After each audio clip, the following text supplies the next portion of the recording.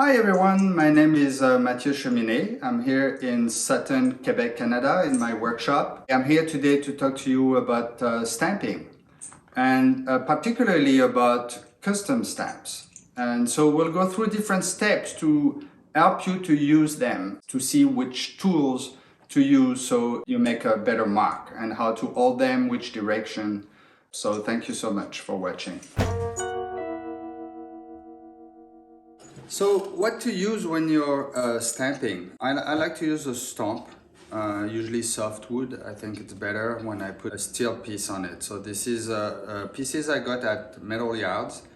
And I usually put a foam under so it doesn't resonate. You can use a smaller bench block. I will say if you use a small bench block, it's good to attach it firmly to your stump so it doesn't jump around when you hammer it.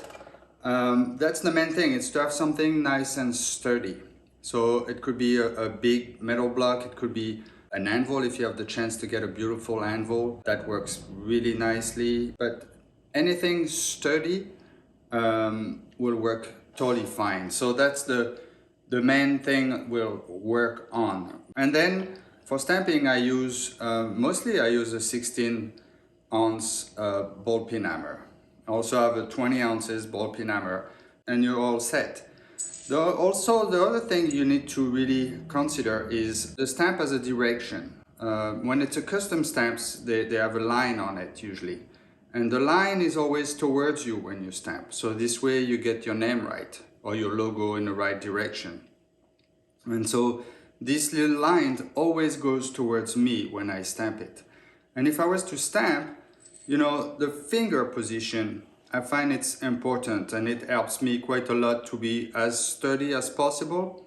So I will just put one of the finger flush with the stamp and then two other finger on top, the thumb on the other side, and the pinky here helps me to be nice and steady.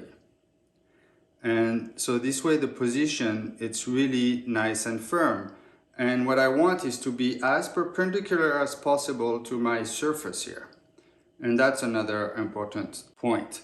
And you can see how those custom stamps, they have a little bevel. And I like that because this way you have less chances to catch the side of the stamp and the stamp to fly away. So always a little bevel on top is really nice when you're stamping. So if I want to stamp my logo or my name or even the carat or sterling silver on the piece, this is a little piece of silver, but it will be, let's say, the back of a bracelet, the inside of a ring, a pendant, anything you want to stamp on. What I like to do is to do a little line to help me out to know, you know, where to align that stamp. But that line is really light, just barely see it, and it just to actually help me to align my stamp. And I like to do that when I stamp pattern as well or anything. I like to follow some kind of guide. So like I said earlier, to hold your stamp, always like that. So now I'm going to hold it on the line in the center. And what I like to do usually is to tap a little bit to feel where it is, and then boom. And you see, sometimes the stamp will jump, so never hit twice in a row. Because if it jumps just a tiny bit, then you make a double mark.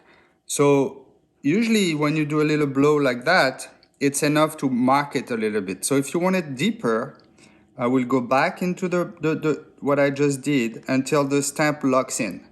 When the stamp locks in, we'll do it one more time.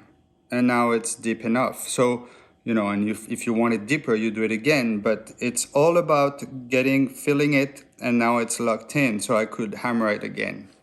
That line will help me if I want to add another stamp, 925. So again, the 925 towards me. I'm aligning it next to it, filling it once, deep enough, so I don't have to add anything.